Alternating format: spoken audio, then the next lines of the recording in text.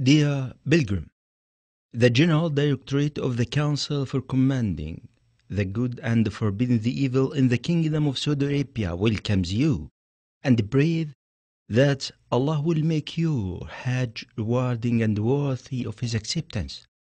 The Council would like also to present to you the following important information on some of the sites in and around the Meccan and Madanian Harams. Al-Baqiyah Cemetery. This historical cemetery is home to the graves of thousands of the Prophet's companions. Al-Baqiyah is still used as a graveyard by the inhabitants of Medina. In keeping with the Prophet's teachings, the companions' grave in Al-Baqiyah cemetery were left anonymous. There is no solid evidence to support any claim that this or that grave at Al-Baqiyah contains the remains of this or that companion of the Prophet. The Prophet, may Allah's peace and blessings be upon him, used to visit Al-Baqiyah cemetery and make the following dua for its inhabitants. السلام عليكم دار قوم مؤمنين أنتم السابقون ونحن إن شاء الله بكم لاحقون اللهم اغفر لأهل بقيع الغرقد. Peace be upon you, O abode of believing folks. You are the ones who died first, and we will surely follow in your footsteps. O Allah, forgive the sins of the people of Baqiyah al-Gharqad. These were the only words the Prophet would utter when he visited Al-Baqiyah cemetery. It is not documented in any reliable authentic source that the Prophet used to stop at certain graves or leave some of his hair or nails on them. Instead, the Prophet would make the visit an occasion for dua for the deed and a moment for reflection on death and what comes after that. No less bigger than the loss incurred by someone who, though Allah had enabled to visit his grand mosque Al-Masjid Al-Haram, wherein he can pray and draw nearer to his Lord, he chooses to ask help and seek relief from the other than Allah by the companions of the Prophet or Muslim saints, Salihin.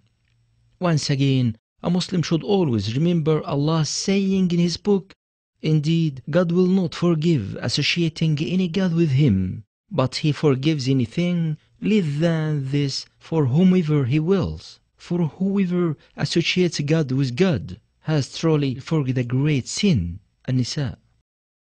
Dear Pilgrim, the General Directorate of the Council for Commanding the Good and Forbidding the Evil in the Kingdom of Saudi Arabia welcomes you and prays that Allah will make your Hajj rewarding and worthy of His acceptance. The Council would like also to present to you the following important information on some of the sites in and around the Meccan and Madanian Harams. This is a site where the Battle of Uhud between the Prophet and the Mushrikeen of Mecca took place. 70 of the companions, including the Prophet's paternal uncle Hamza ibn Abdul Muttalib, were martyred at Uhud. With the exception of Hamza's grave, none of the graves of the companions who were known to be buried there is conspicuous today. The ravages of time, as well as the fact that those great companions' graves were not linked to any authentic ritual or religious act, contributed to this anonymization of the companion's grave at Uhud. A Muslim is permitted to visit graveyards. The Prophet, may Allah's peace and blessings be upon him, is known to have visited graveyards such as the one at Uhud and made dua for its inhabitants. The Prophet also warned in Sahih Hadith against excessive frequenting of graveyards on the part of women. He said, "May Allah's curse be on those women who indulge in excessive visiting of graveyards."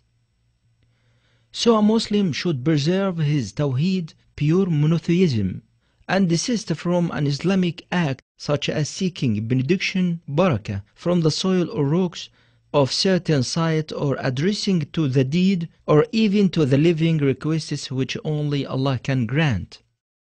Unfortunately, however, some pilgrims who visit Uhud engage in practices that are at variance with the standard practice, sunnah, of the Prophet. May Allah's peace and blessings be upon him.